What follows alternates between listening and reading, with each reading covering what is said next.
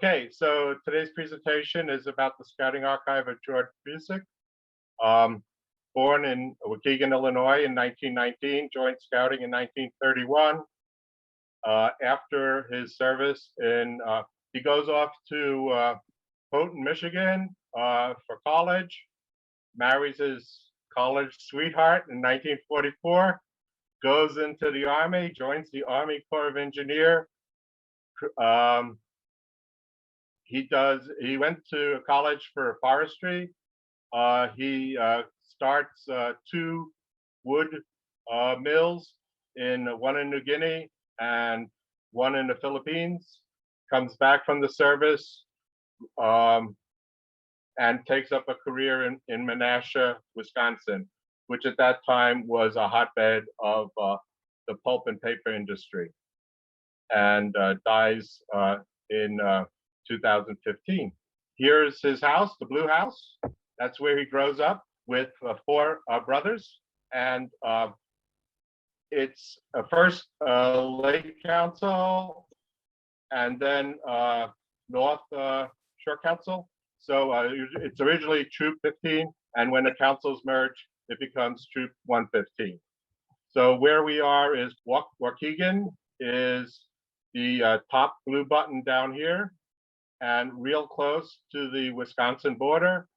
And the camp we're going to talk about later is up here, and that's at Sunset Lake, Camp Chickagami. And I'm about 10 miles away from that camp today. It's it was operated for a while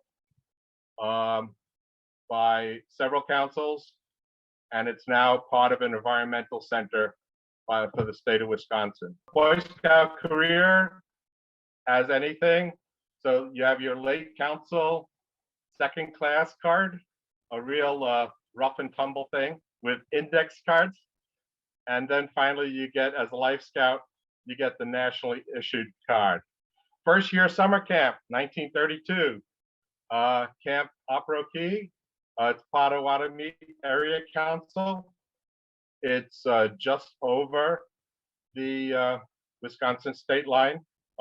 And this is a great documentation for an ORK felt patch.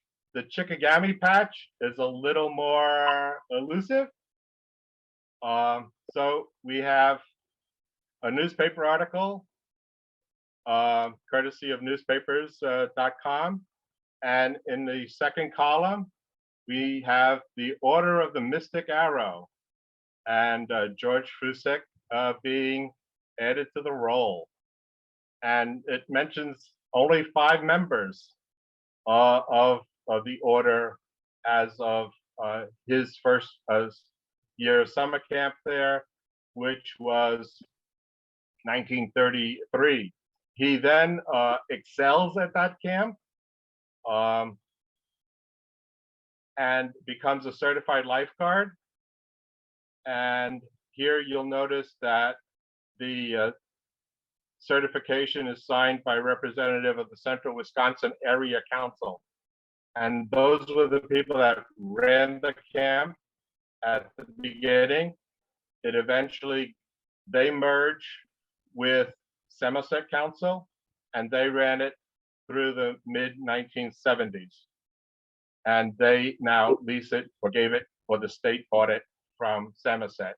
The Scouts still could use the facility. Some of the Scout camp buildings still exist. Just a note about the first aid card. Very often on eBay, you see offered the Life Saving Corps patch, the diamond, the Junior Life Saving Corps, or LSS, Life Saving Service, which predates the Corps. But what you don't see connected with the patch is the ARC, and the ARC says Scout Lifeguard, and that's the elusive patch to the pair. The Mystic Arrow patch, pretty nebulous thing. It's about 1.5 inches in size, height, and what any person in 1935 wants to do is go to the National Scout Jamboree. So here's his approval letter signed by West. And what I want to point out here is the card, the two-part card. Most often you see the left side of the card is the ID card. The right side of the card is it's the identification to use on the chartered railroad trains, or if they're traveling individually on the local railroad trains to get the special discount that scouts were receiving to get to Washington. Since it's a perforated card, they do what scouts do. You rip the perforation, it gets lost and separated. After the Jamboree settlement, of course, well, actually the transmittal letter said he's getting his patches. So he got his ARC patch. So this is for the Waukegan troop, and his pocket patch, and then the 4-page flyer on the bottom showing position of patches. And here's the transmittal letter for the extra insignia after the Jamboree, dated 1935, and also the blue card on the right is a football stadium pass. Ooh. For Northwestern University in 1935. We're not sure if they did ushers or they were just packing the stands with scouts. Again, thanks to, when you have a unique name like Fucik, newspapers.com is a gold mine because you find everything. You find out about his parents, who's visiting their parents, where their parents are visiting. But it's very easy to find every article that mentions the kid. And here's an article where they're planning a radio show skit. And a part of the archive included the 4-page radio skit. I haven't tried to act it out. I do have 4 friends that will try it, but we haven't done it yet. I found this interesting, a transmittal letter for his 5-year veteran card. And what I had not seen the 3-part membership card, and the left side has typed in, it's a 5-year veteran. The patch is pretty common. It comes with a pin also. The pin didn't come with the letter, but I do have a pin separately. And here we have the changeover from the Lake County Council to the North Shore Area Council. Lake County Council kind of merges into North Shore, and they seem to have held these courts of honor every quarter where they gave out major rank awards, merit badges, and nearly everything else. And each court of honor, as you can see near the top, has a theme. Like the one for North Shore Area Council said Abbott Laboratories Company Night. So they had an executive from Abbott Laboratories talk about the company, talk about future careers at the company. And I have about 10 of these.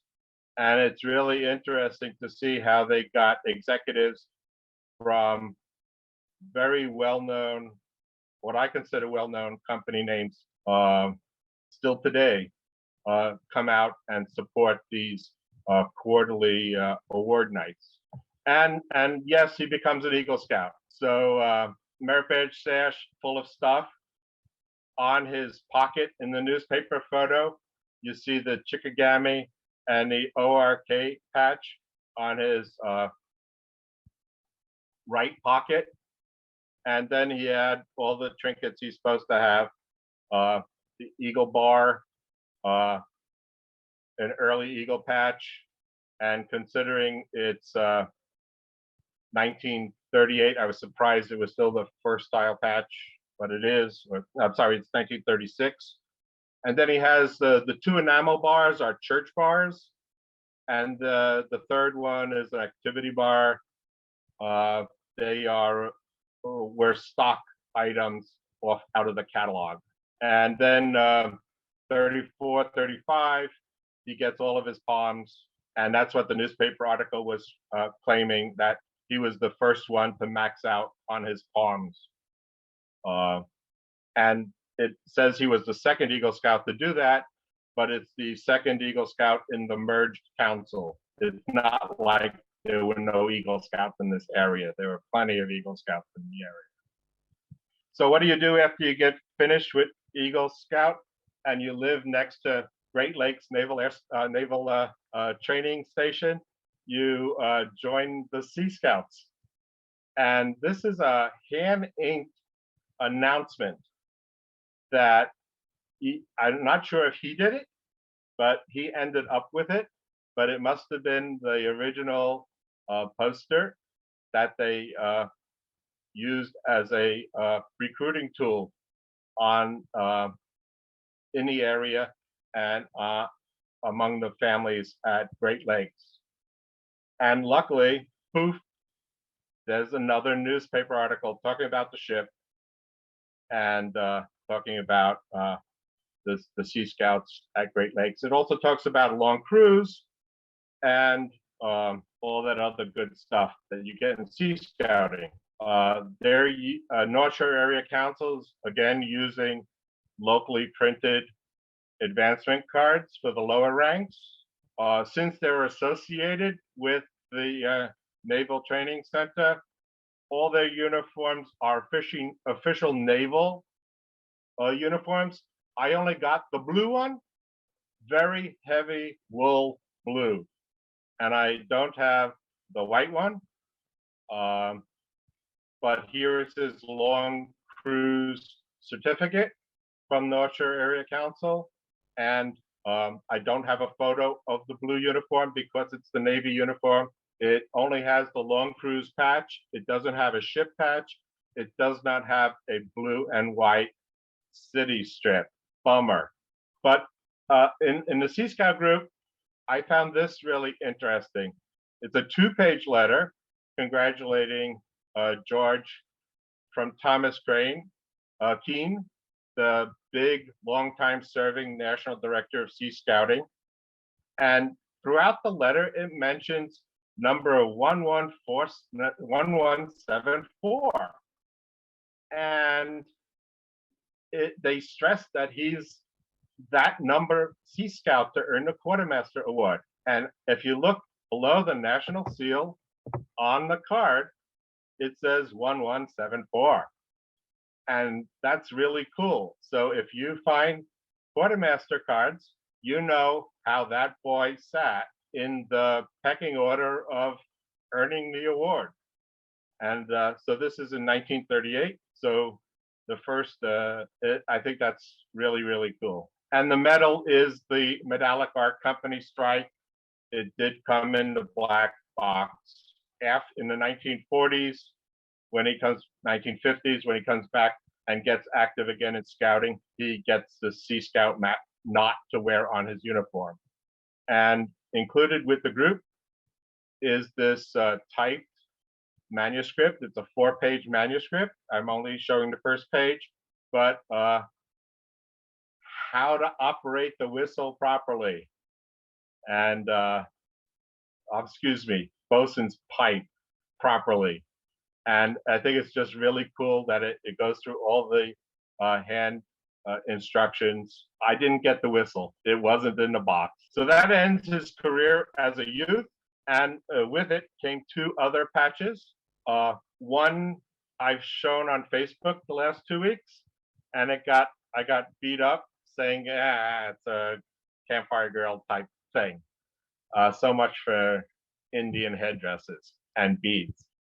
The other small patch, we're having a fun discussion among the Wisconsin collectors whether that's really Camp Chickagami Mystic Arrow patch that we don't know about.